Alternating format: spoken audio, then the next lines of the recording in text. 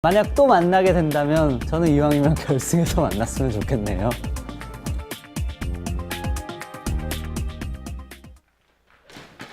Well, as Byul was talking about, a lot of people would love to see Jaedong make it to the finals yet again. This would not only be his second consecutive North American finals, it would be his third straight championship finals, having gotten second place also at the Season 2 Grand Finals in Germany. So Jaedong still has a lot on the line. Byul's been performing amazingly.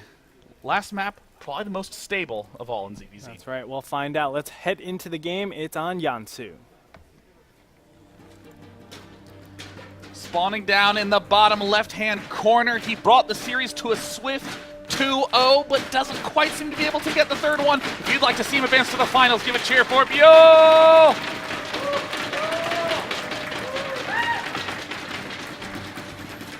And over in the top right-hand corner, his opponent, the Tyrant, the Starcraft Brood War legend. He was down 0-2, but rallied back. Give a cheer for Jaedong.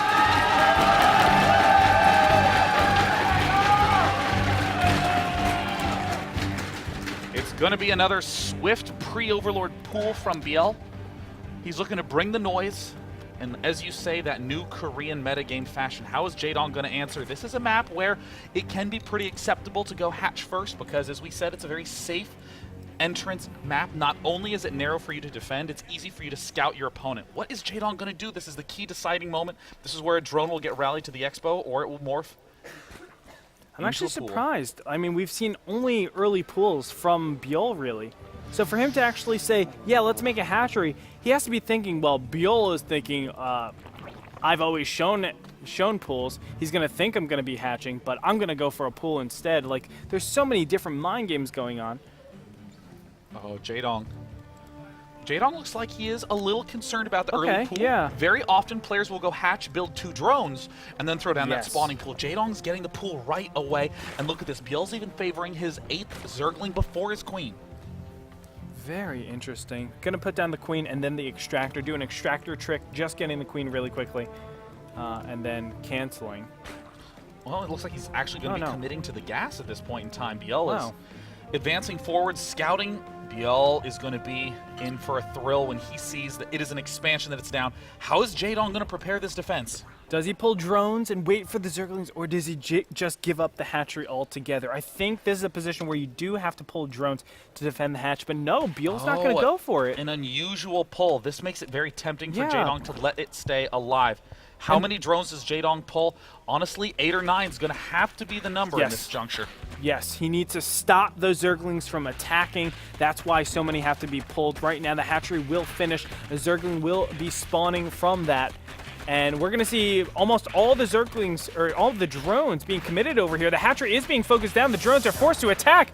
Oh no, Jaedong loses 2 drones in the early beginning phases. Uh-oh, he needs to pull these drones back. He needs to get his Zerglings into the front fray. And it's an amazing engagement for Jaedong, but Byul is continuing to commit. I don't know if this is the best choice. Jaedong snaps it down, but falls to 9 drones. It's 9 against 13, but these Zerglings might get cleaned up very fast here, taking out another drone. Up to 17 workers for Byul behind this. He's been just droning like a madman, taking the economic advantage, but will he be able to withstand the recoil from this attack?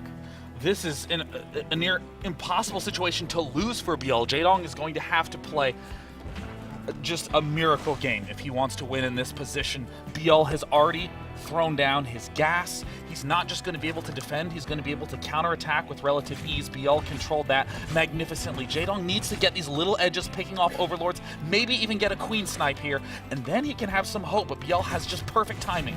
Oh, he's trying to squeeze in, but a lot of Zerglings will hatch in time. He's still going to go for the queen, but great microing back the queen to make sure it doesn't tank any more of that damage while just wailing away at the rest of those Zerglings. Jaedong forced to retreat, and from here, he is looking to just be very, very drone heavy. He can't really afford anything else. He is getting, well, he's getting Zerglings, but he can't get like metabolic boost is what I'm trying to say. He can't get any of those essential upgrades or the Banelings. Oh, Jaedong is trying his best to maintain the larva lead, locking Byul out of an expansion, forcing these engagements. This was a good engagement for Jaedong, although he did lose all his Zerglings. He forced Byul to fight at a weak angle. So Jaedong is essentially saying, I hope to God I can catch up in the larva count by having 2 hatcheries to your 1. But this hatchery is very low in health, and these are speedlings. Something can be made of this, and I think Jaedong, because he realizes his hatchery is so low, he's going to be a little bit more defensive because he realized this is a big point of contestation. I have to be so careful because he can easily just send in banelings. Now he can kill my spine crawler, he can kill my zerglings, my banelings, my drones, and my hatchery. That's a lot of different targets. On Razor's Edge, that's how Jaedong is playing right now. Slightly behind on the drone count, but I mean, that point you bring up is so critical, Andre. Jaedong doesn't know if there's going to be banelings at his door in any second. Look at the Overlord spotting. It's very weak right now. He hasn't really even had that many opportunities to build Overlords, let alone get good scouting on the baneling nest. So Jaedong, oh God, no, what's Jaedong doing? Oh no, he loses track of the Zerglings in a key moment again. Everything's looking good for Byul so far as he's gone up to Baneling Tech now. The team's so far away, as I said it, but you know, how these 2 players have been playing the series overall, it's definitely something that's been challenging for both these players. Will be saturating his natural pretty soon here, 35 to 29 harvesters, and Jaedong yet again not able to equalize the upgrades just yet. Just now getting on double gas. And he's going to be behind now in Lair, still behind in Metabolic Boost. There's so many things that are going well for Byul. Looks like Jaedong has managed to even up the drone count. Defensive Baneling Nest. I mean, I think Jaedong just has to take the risk and say, you know what? I just got to hope you're not going Baneling all in. If you haven't done it yet, you're probably not going to do it anymore. I'm going to get my Zergling speed and go straight for Lair. So Baneling's being positioned defensively, but I mean, Byul is going to have such a lead. Jaedong needs to play the best ZvZ of his life if he wants to win this match. Zergling sprinting up, and he's not able to block them. Now he sees the lair is being morphed. I'm not sure if he caught the beginning of that, but that would have been a great timer for Byul to know that he's just so far ahead. Now Zergling's asserting himself across the map. Metabolic Boost is being started, or just about a third of the way done for Jaedong, and a Roach Worm going down alongside an Evolution Chamber, so he's looking to just go ground. Yeah, I mean, it makes sense. This is a map where it's very easy to control a lot of key points, particularly this Watchtower secures these top 3 expansions very, very nicely. Jaedong's also just making prods and pokes at the front. Byul has his defensive Evolution Chamber, but, I mean, this is really the reason why you just don't ever move out unless you have Zerglings. It is so easy to lose right here and now. Jaedong is going to get stuck between a rock and a hard place once these 20 speedlings pop out. I don't know what he's going to do against that. I mean, he doesn't have the material to defend against it. The third base will be canceled, that is for sure. His Baneling Nest, where is it? I don't think he even has it, right? No, he doesn't. Looks like no Baneling Nest is going to be just roaches. He needs roaches, but Roach is not good at attacking up.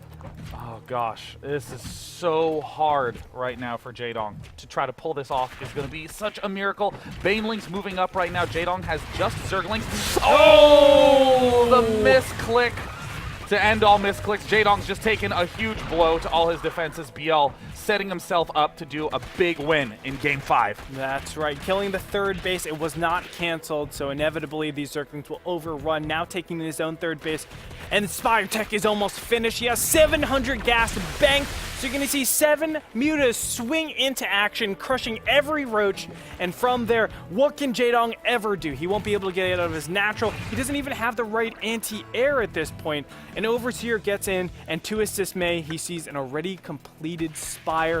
Jaedong is just, he's not in a good position. Jaedong's falling apart. He's just trying to target fire this hatch to see if he can maybe get the lucky kill. It's not going to happen. Nothing going Jaedong's way in this final game. He chose the wrong build to start off, and that was almost all she wrote at that point. But Jaedong is not yet giving up. He's going to try to move out with these speed roaches and make some magic happen. We've seen players like Leenoth pull back amazing games in those weak positions. Jaedong doesn't have a lot of ground to cover either. You have to be careful because we've seen a lot of players just lose mutas to spore crawlers, and it's so easy to do that, honestly. You try to poke in, saying, oh, I'm only taking a couple shots. A couple shots is a muta. And in that position, you're just hemorrhaging your advantage. So it's not like Jaedong is completely out of this, but it will take some miraculous things for him to come back.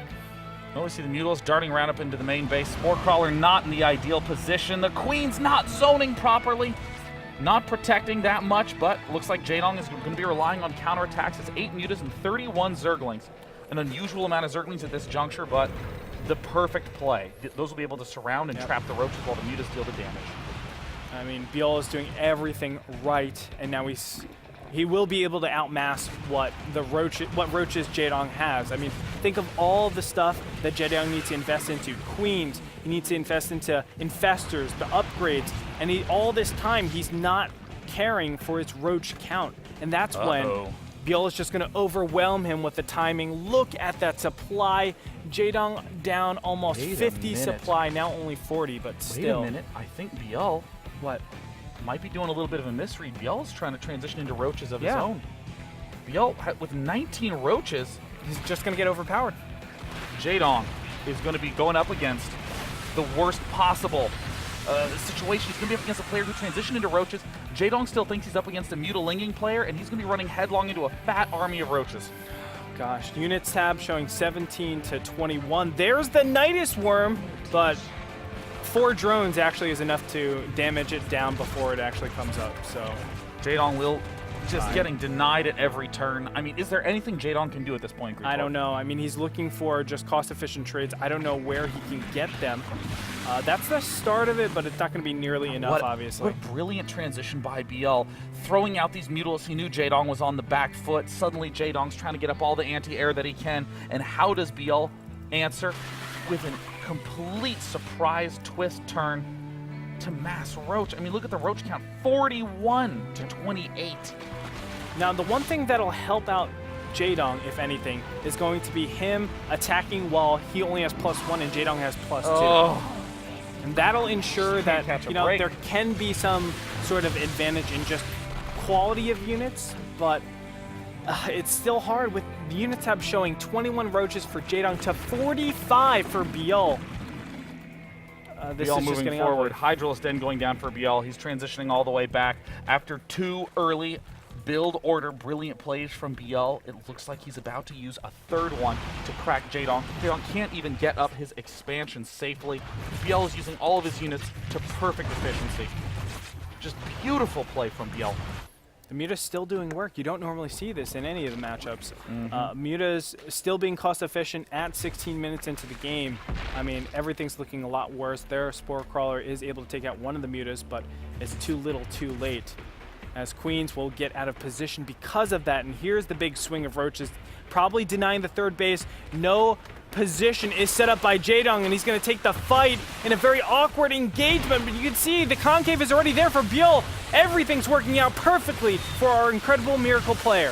Byul, the newcomer to the scene, never really got the opportunity to go deep in a tournament, but with this positioning, with this play, he is doing all the right moves, even taking another expansion. Jaedong is trying to defend. The transfuses are everywhere, but Byul has power overwhelming mode engaged in true Zerg fashion. Byul overwhelms Jaedong to take this series 3-2. The dark horse, everybody named him that in the beginning, now goes to the finals. Will he be able to do it? We don't know, but taking out Jaedong is a prime step to showcase that he's capable